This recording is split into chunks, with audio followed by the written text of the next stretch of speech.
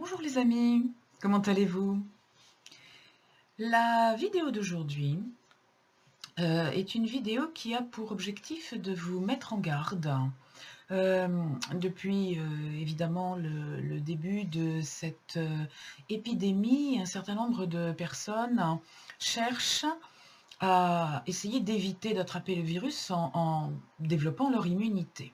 C'est un geste naturel et c'était d'ailleurs au départ, les toutes premières vidéos que je vous ai postées ici étaient destinées à ça. Comment renforcer son immunité?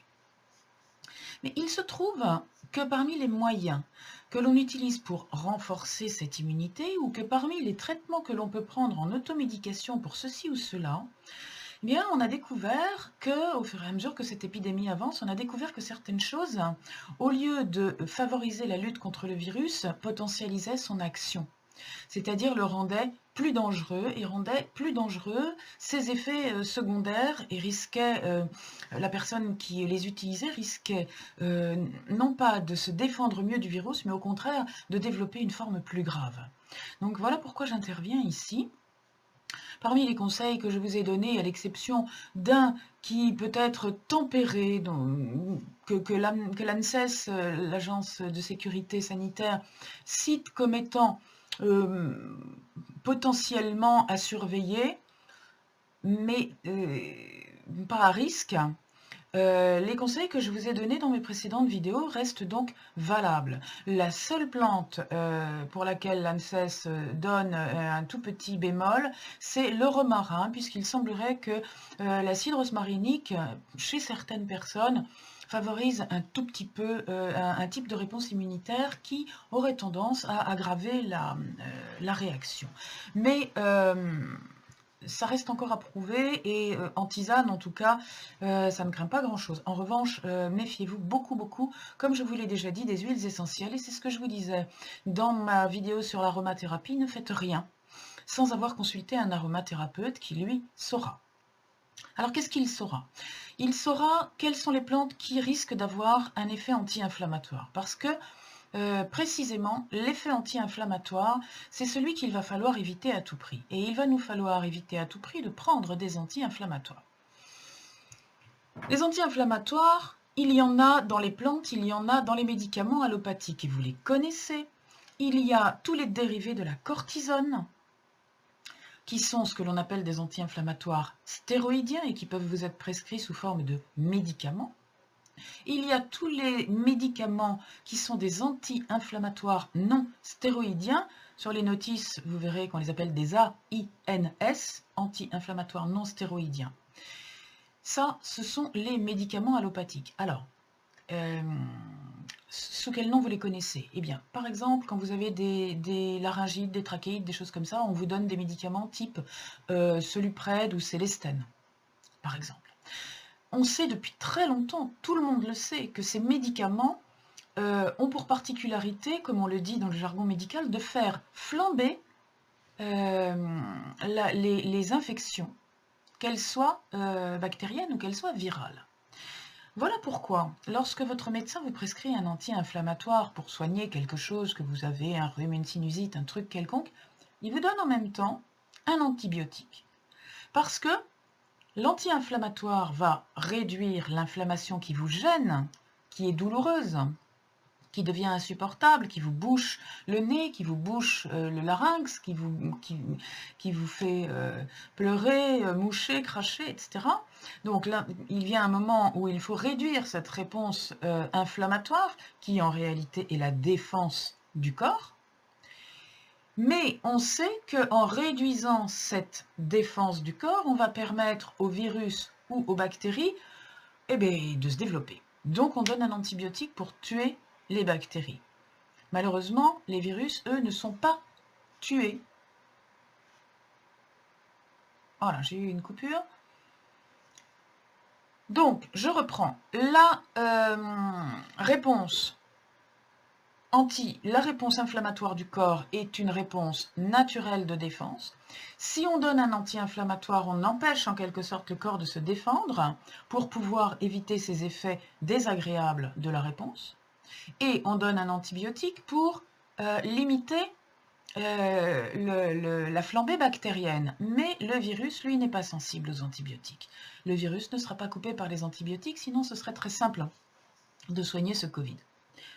Donc, tous les médicaments anti-inflammatoires, dans quelque domaine que ce soit, si votre enfant prend, on le sait, les pédiatres le savent, et réagissent très vite dans ces cas-là, votre enfant fait une petite laryngite, on lui donne du Célestène, on lui donne du Soluprède ou un truc comme ça, et puis d'un seul coup, le lendemain, on apprend que la petite copine Marie a la varicelle, vite, on arrête le Soluprède ou le Célestène, pour que si votre enfant a attrapé la varicelle, eh bien, ce ne soit pas une énorme varicelle. D'accord? Ça, on le sait depuis longtemps. Et bien là, ça va être exactement la même chose avec le Covid. Donc, tous les médicaments anti-inflammatoires, on ne les prend pas. C'est pour ça qu'on vous dit ne prenez pas d'aspirine.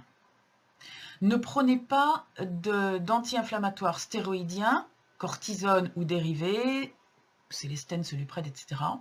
Ne prenez pas de quoi que ce soit qui ait une vertu anti-inflammatoire.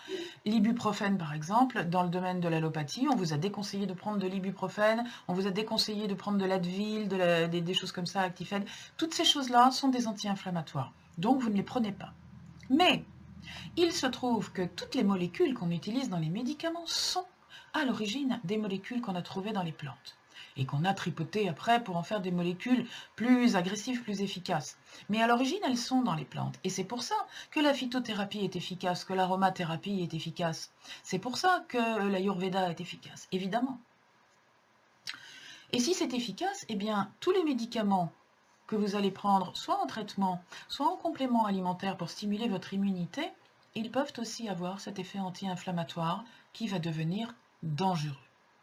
Alors, il y a notamment toutes les plantes qui ont donné naissance à l'aspirine, qui sont de la famille du saule. L'aspirine, c'est de l'acide salicylique.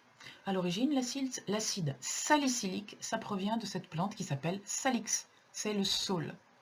Les feuilles de saule, les écorces de saule sont pleines d'acide salicylique. Donc, si vous prenez une infusion d'écorce de saule ou de feuilles de saule, vous prenez de l'aspirine. C'est vrai aussi pour toutes les plantes de la famille, qui ne sont pas des vrais saules, mais qui sont de la famille du saule. Le bouleau et le peuplier sont des cousins. Donc, en ce moment, on voit fleurir, et je vous en ai moi-même donné quelques conseils sur mes pages, des vidéos pour vous dire, eh bien, nourrissez-vous si vous habitez à la campagne. Au lieu d'aller tout le temps faire les courses et d'aller acheter de la laitue en magasin, nourrissez-vous de ce que vous donne la nature. Des petites feuilles de ceci, des petites pousses de cela. Oui, mais pas des feuilles de saule, pas des feuilles de bouleau et pas des feuilles de peuplier. Pas non plus de la reine des prés. La reine des prés qui est très anti-inflammatoire. Toutes les plantes que vous connaissez comme étant anti-inflammatoires. L'arpagophytum, qu'on donne très volontiers, aussi bien en homéopathie qu'en aromathérapie, qu'en phytothérapie, pardon. On évite l'arpagophytum en ce moment, absolument. Griffe du chat. Qu'est-ce qu'il y a encore? La verge d'or. Toutes ces plantes qui sont des anti-inflammatoires en réalité, on les évite. Ça, on trouve dans les jardins et on les évite. On ne les prend pas dans nos jardins. Après, il y a les plantes qu'on fait venir. Les plantes qui sont un peu plus, je dirais, exotiques. Il va y avoir là-dedans les boswellia, par exemple. Ces plantes qui sont, et plantes de la même famille, qui sont, dont les résines sont à l'origine de la myrrhe et de l'encens. On évite ça. C'est un danger. Il va y avoir aussi la réglisse. Que vous soyez mâchouilleur de bâtons de réglisse ou que vous preniez de la réglisse en cachou ou en tisane, évitez la réglisse. La réglisse est un médicament très efficace. Il faut y faire très attention d'ailleurs aussi si vous êtes hypertendu. Ne pas manger trop de réglisse en temps normal, ça fait monter la tension. Voilà, la réglisse, attention, c'est le cas de le dire. Et puis, une plante qui est très connue et qui se vend en complément alimentaire pour favoriser les défenses de l'organisme en hiver, c'est l'échinacée. Echinacea. Supprimé. Voilà.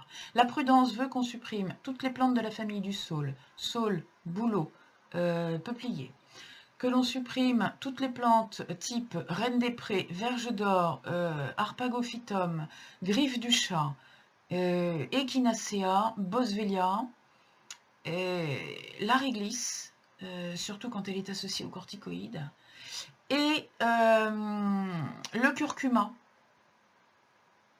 Faites attention, le curcuma en trop grande quantité, c'est une plante qui a de larges effets sur la santé, qui est prônée par bien des écoles de santé, mais là, dans le contexte particulier, le curcuma n'est pas à favoriser. De même, il semble que l'association des dérivés du saule et du paracétamol puisse avoir sur le foie des effets délétères, et notamment chez les enfants. Il y a de petits enfants qui se sont retrouvés avec des hépatites foudroyantes et très graves parce qu'on leur avait donné de l'acide salicylique et du paracétamol en même temps. Ce qu'à une époque tous les pédiatres conseillaient, l'association aspirine-paracétamol. Donc faites attention, ne vous rappelez pas les vieux conseils, on supprime tout ça.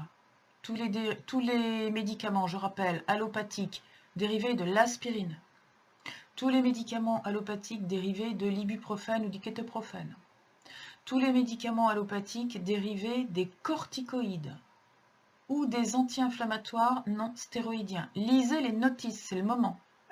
C'est vraiment le moment de lire les notices. Si ça appartient à ces familles, notez-le, ne le faites pas. Tout ce qui est phytothérapie avec les plantes que je vous ai citées, je ne vais pas recommencer la liste, vous pouvez remettre la vidéo en arrière. Arrêtez. Si vous aviez commencé, arrêtez.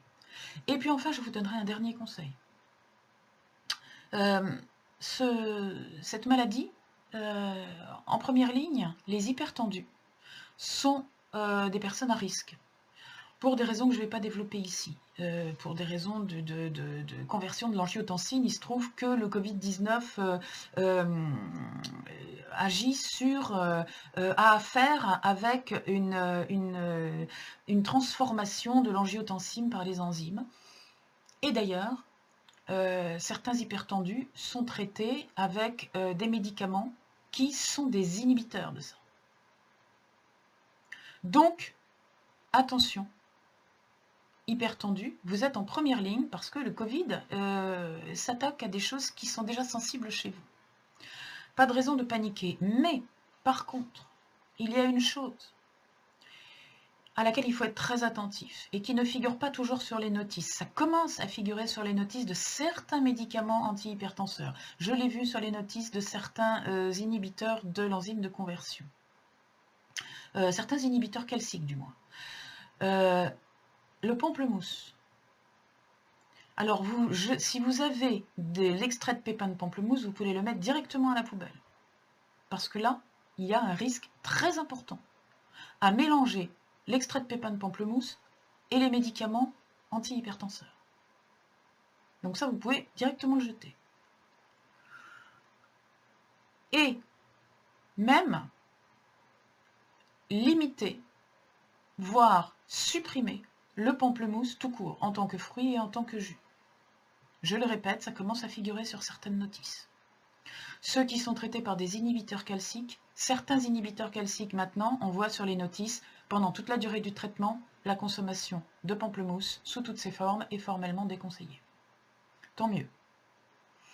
Par précaution, si vous êtes hypertendu, traité par bêta-bloquant, par inhibiteur d'enzymes, par inhibiteur calcique, par n'importe quel médicament, évitez le pamplemousse sous toutes ses formes. Et surtout, surtout, surtout, l'extrait de pépins de pamplemousse. Parce que là, vous vous mettez gravement en danger. Voilà. Il ne s'agit pas de paniquer. Du tout. Il s'agit de prendre les choses très calmement en se disant « Mais non, ça c'est pas pour moi ». Celui qui a le vertige, il ne va pas passer ses vacances en haute montagne. Mais il ne panique pas non plus. Eh bien, vous êtes dans le même cas. Là, je m'adressais un peu plus particulièrement aux hypertendus parce que voilà, je voulais que ma vidéo soit un petit peu complète. Donc attention. à l'automédication, attention à l'autotraitement. On a toujours tendance à croire que si c'est des plantes, c'est pas dangereux. Ben si, parce que ces plantes, elles sont à l'origine de toutes les molécules qu'on trouve dans les médicaments, ou presque. Il y a très peu, même, on parle énormément en ce moment de cette hydrochloroquine du professeur Raoult. L'hydrochloroquine, c'est un dérivé du quinquina. C'est le quinquina qui a fourni le traitement du palu, le premier. Alors évidemment, au départ, on l'utilisait en infusion, et puis après, on a isolé la molécule quand on a été assez doué sur le plan chimique et l'industrie chimique. D'abord, on l'a isolée, et puis on l'a refabriquée, et puis on en a fabriqué d'autres qui lui ressemblaient et qui étaient plus efficaces. Mais au départ, tout vient des plantes. Rien ne se perd, rien ne se crée. L'industrie chimique ne crée pas grand-chose. Voilà. J'espère que ça vous aura aidé. Vraiment, faites passer l'information. C'est une information qui est très importante parce que certaines personnes pourraient avoir le virus, être porteur sain ou quasiment sain, développer une forme tout à fait fruste, et croyant bien faire, se bourrer de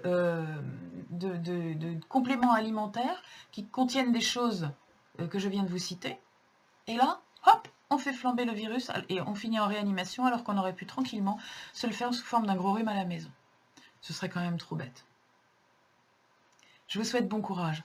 On ne perd pas le moral, on est ensemble, on va vers le déconfinement et d'ailleurs on en parlera très bientôt de ce déconfinement parce qu'il ne faudrait pas non plus faire n'importe quoi.